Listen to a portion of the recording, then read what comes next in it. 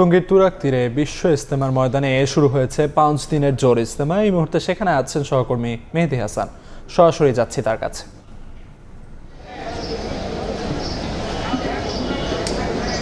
টঙ্গী ইজতেমা প্রাঙ্গণ আবারও মুসল্লিদের পদচারণায় মুখর হয়েছে। আবার প্রায় 1 বছর পর শত শত হাজার হাজার মুসল্লির আজকে সমাগম হয়েছে এখানে।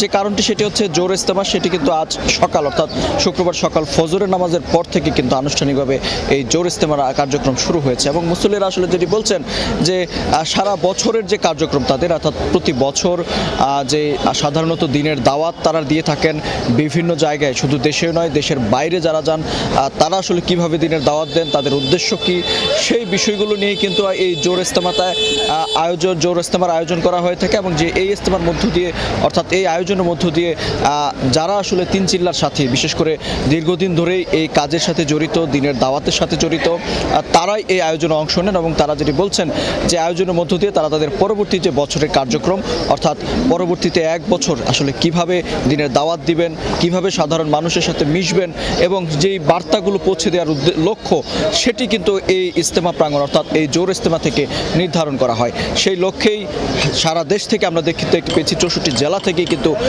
মুসল্লি যারা রয়েছেন দীর্ঘদিন ধরে এই কাজের সাথে জড়িত, তারাই কিন্তু এখানে অংশ নিয়েছেন। এবং তারা যেটি বলছেন যে 5 দিন এই আয়োজন হয়ে থাকে, অর্থাৎ আজ শুক্রবার থেকে শুরু করে 5 দিন হবে। 5 দিন পর মোনাজাতের মধ্য দিয়ে কিন্তু আনুষ্ঠানিকভাবে এই জোর ইজতেমার কার্যক্রম শেষ হবে।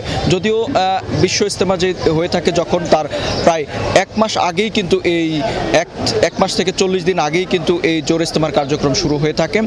সেই ধারাবাহিকতায় এবারও কিন্তু সেই ইজতেমার কার্যক্রম শুরু হয়েছে। তবে যেহেতু বিশ্ব ইজতেমা নিয়ে এখনও শঙ্কা রয়েছে, কেননা সামনে নির্বাচন রয়েছে, নির্বাচনের পর আমরা যতদূর জানতে পেরেছি বিশ্ব ইজতেমার কার্যক্রম হতে পারে। এবং সেই ধারাবাহিকতায় কিন্তু আজকের এখানে মূলত যারা আয়োজন করেছেন, বিশেষ করে জুবায়েরপন্থী যারা রয়েছেন, তারাই কিন্তু এই জোর ইজতেমায় অংশ নিয়েছেন। তারা যেটি বলছেন যে প্রতি বছর আসলে এই আয়োজনের প্রায় 1 মাস পর কিন্তু বিশ্ব ইজতেমার কার্যক্রম শুরু হয়।